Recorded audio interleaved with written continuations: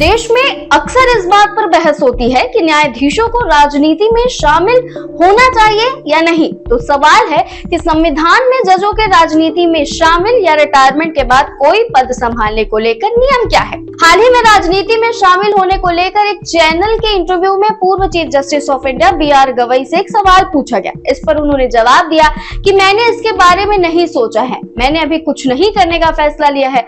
जहां तक मुझे लगता है मैं किसी भी ट्रिब्यूनल के प्रमुख का पद स्वीकार नहीं करूंगा। मैं गवर्नर का पद, राज्यसभा के नॉमिनेटेड पद स्वीकार नहीं करूंगा। इस बारे में मैं बहुत साफ हूं।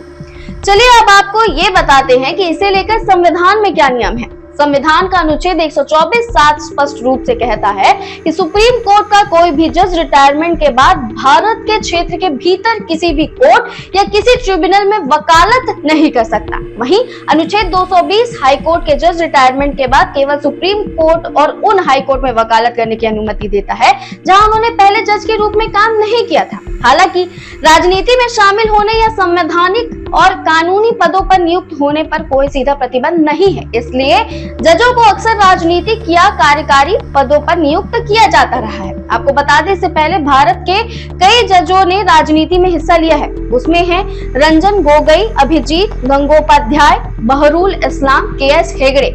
ये सारे उदाहरण ये दिखाते हैं कि पद से इस्तीफा या रिटायरमेंट के बाद जजों को राजनीति में शामिल होने का पूरी तरह से संविधान के अनुरूप है। और ऐसे ही इंफॉर्मेटिव वीडियोस के लिए आप वयम भारत को सब्सक्राइब करना ना भूलें।